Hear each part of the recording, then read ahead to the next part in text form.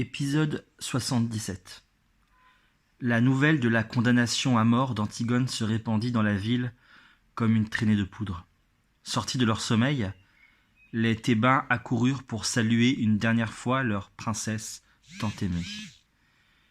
Ils se souvenaient tous du dévouement avec lequel elle les avait soignés lorsque la peste avait frappé la ville. Ils connaissaient ces chants sauvages et étranges.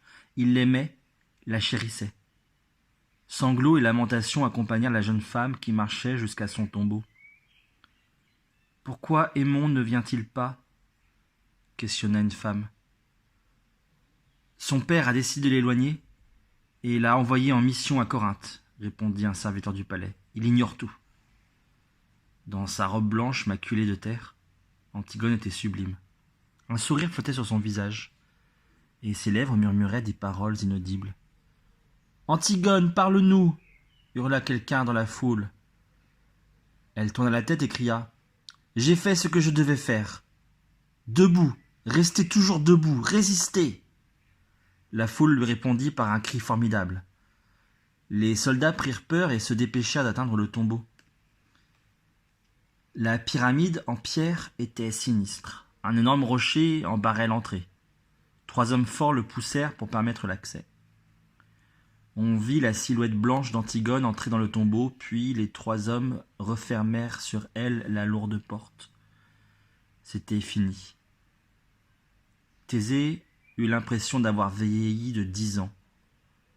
Il regagna la grotte de Tirésias. « J'en ai assez vu, mon ami, dit-il. Je crois que je n'aurai plus jamais recours à ta potion amère. »« Je t'avais prévenu, » murmura le devin. « Juste une dernière question, Tirésias, » demanda Thésée. « Comment Aymon a-t-il réagi quand il est revenu à Thèbes ?»« Lorsque Aymon est rentré, il s'est rué vers le tombeau. Il s'est écorché les mains sur la pierre, cherchant désespérément l'entrée. Émus par sa douleur, des Thébains ont suivi l'exemple d'Antigone. Ils ont bravé Créon et l'ont aidé à pousser la porte en pierre. On raconte qu'il a pénétré dans le tombeau, et trouvant le corps d'Antigone, il s'est immédiatement donné la mort. La voix du devin n'était plus qu'un mince filet. « Voilà, tu en sais autant que moi à présent, » conclut-il. Thésée l'embrassa affectueusement et se rendit au palais de Créon pour accomplir sa mission. Il pensait trouver Créon rongé par le remords. Il n'en était rien. Certes, le roi pleurait son fils, mais il n'était nullement disposé à se sentir coupable. « Antigone n'avait qu'à m'obéir, » dit-il à Thésée. Celui-ci sentit monter en lui une colère énorme. Une de ces colères qui pouvaient balayer tout ce qui se trouvait sur son chemin. L'amour, la fidélité avaient guidé Antigone jusqu'à la mort. Et c'était l'égoïsme et la cupidité qui maintenaient Créon sur son trône. « Je suis venu te réclamer les corps de tes ennemis morts au combat, » réussit à articuler Thésée. « Tu manques à tous tes devoirs d'homme en interdisant qu'on leur rende un dernier hommage. » Créon commença à protester de son bon droit. C'est alors que la colère de Thésée explosa.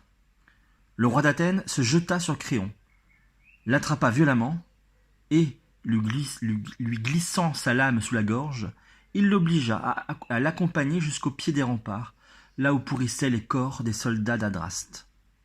Créon, qui n'était guère courageux, tremblait de peur. Thésée l'obligea à charger seul, un à un, les corps sur des charrettes.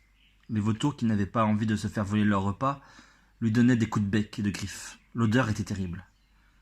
Thésée frémissait de fureur et de mépris, le laissa ramasser les cadavres jusqu'au dernier. « Tu ne vaux pas mieux que tous ces charognards qui tournent autour de nous, Créon, » lui dit-il.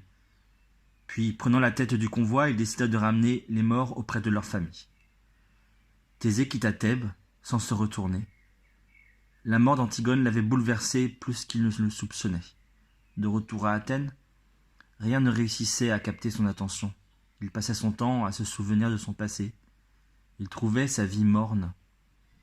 Face à Héraclès, face à Antigone, il se demandait s'il ne manquait pas de courage. Il avait besoin de se mettre à l'épreuve. À quelle aventure allait-il s'exposer ?